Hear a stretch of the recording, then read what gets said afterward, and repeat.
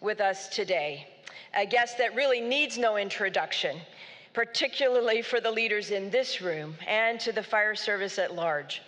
He is a friend, he's a passionate advocate, and a continuous champion of the men and women on the front lines. No president has ever assumed the nation's highest office with such an affinity and personal connection with us.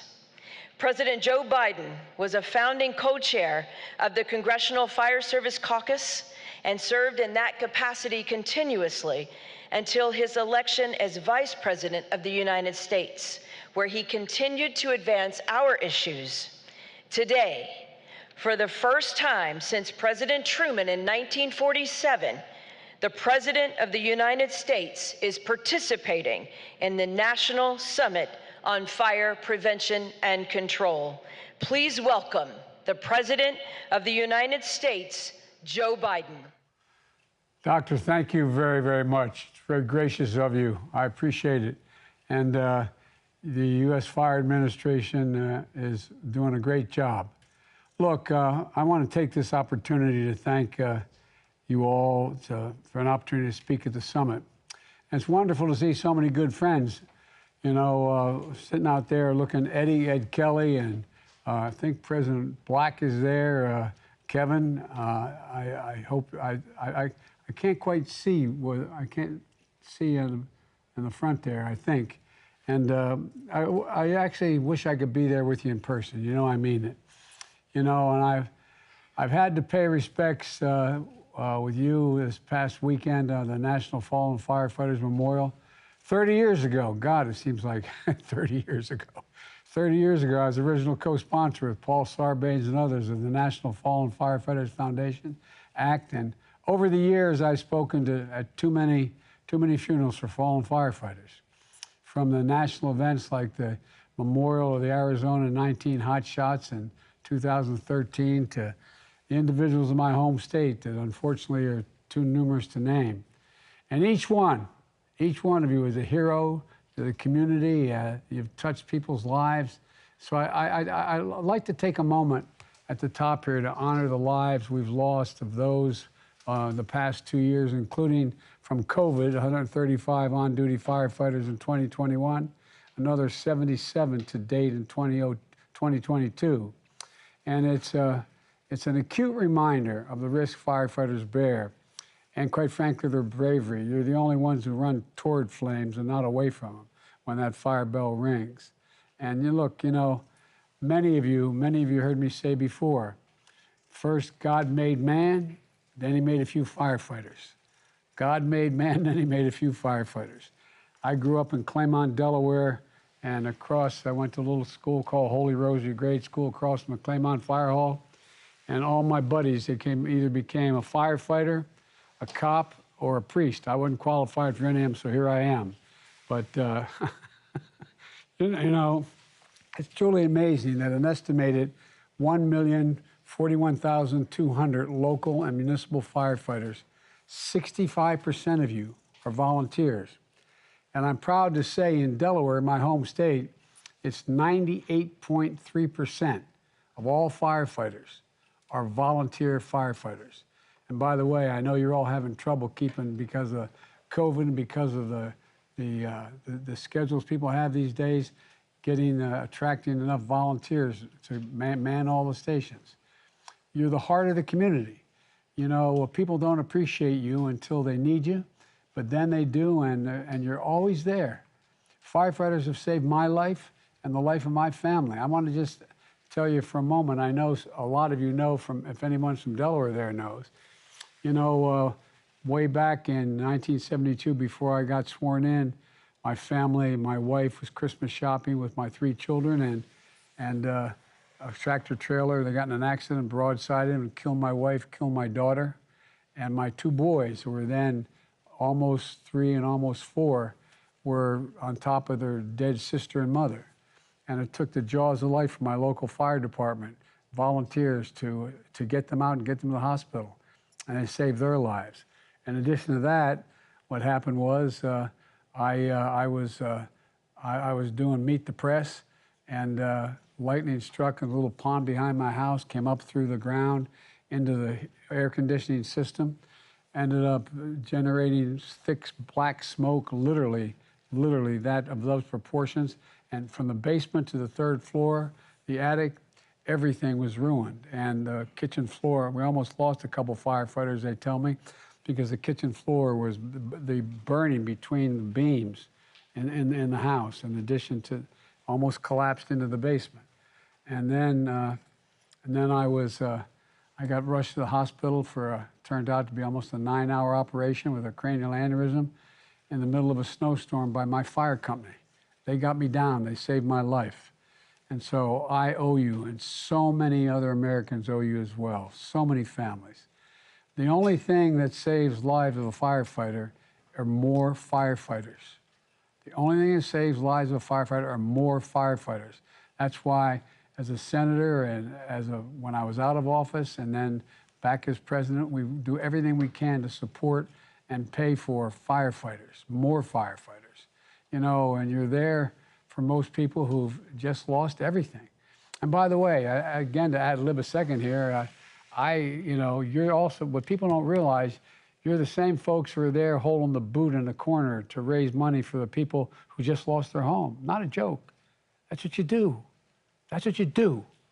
You're the ones who line the Little League fields. You're the one, you're just, anyway, you're an incredible group of individuals. You know, in Delaware, we used to say back when I first started running as a kid, and say there's 3 parties in Delaware: Democrats, Republicans, and firefighters. And thank God I had the firefighters. I just got off with the president of the Delaware Volunteer Fire Company, who said, "Joe, do you remember I was in your first campaign in 1972? Anyway, you're on the front lines for emergencies and disasters all across this great nation. From the devastating wildfires in the West to the thousands of fires that local firefighters respond to every day, and response to Hurricane Ian in Southwest Florida." And by the way, I point out that I've flown over, just this last 18 months, flown over most of the major fires in the West. More timber, more housing has burnt to the ground than all of the land mass in the state of New Jersey. That's how much has been lost. And, you know, I went down to Florida to seek a response last week. Firefighters helped rescue thousands of survivors. And they answered the call, not just for fires, just answered the call. And in some cases, their own homes and firehouses were damaged, destroyed, or washed away. Because that's who you are. When tragedy strikes, you suit up. And when the impacts of climate change are becoming increasingly evident, we're calling on you more and more and more. Extreme heat and prolonged drought have turned wildfire season into wildfire years. And local firefighters are being called in more to respond to the fires in the wildland-urban interface, where we're moving out into the forest areas to develop, and it becomes local and federal. So I want you to know that my administration is doing everything we can to make sure you have the resources you need to do your job as safely and effectively and efficiently as possible. You know, we invested $350 billion in the American Rescue Plan to help states and cities keep first responders on the job, including firefighters, on the job during COVID-19.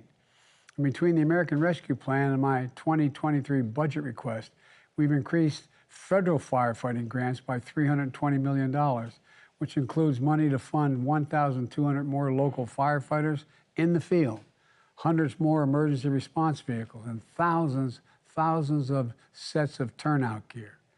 A pioneer in research on issues including like cancer prevention. You know, it's close to my heart. Cancer is a leading killer of firefighters. Toxic substances you've been exposed to as part of your job are almost certainly connected to those cancer diagnoses. And we're going to do something about it.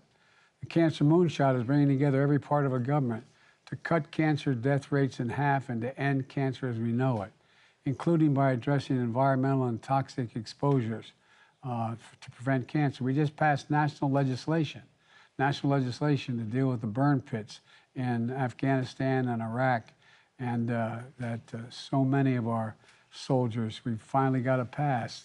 so that we can care for their families if they've been lost their lives, or care for them, in fact, if they're going through this. We created a special claims unit at the Department of Labor to ensure that there are processing federal firefighters' cancer claims quickly. And we're also taking PFAS, the so-called forever chemicals that for years have been in your gear, your equipment, and the suppression agents that you depend on to do your job. I'm determined, I'm absolutely determined to make sure you have the gear that protects you without making you or your family sick. And I'm urging Congress to send to my desk the Federal Firefighters Fairness Act. Let me say it again, the Federal Firefighters Fairness Act, which are going to help federal firefighters and their families assess critical worker compensation resources, including making sure that several forms of cancer are presumed to be caused by the firefighter's job. And I'm also proud that last November I signed into law Protecting America's First Responders Act, which extends the benefits under the Public Safety Officers Death Benefits Program to the families of firefighters killed in training, and made it easier to qualify for permanent disability. The final point, I'm sorry to go on so long, but I feel passionately about this.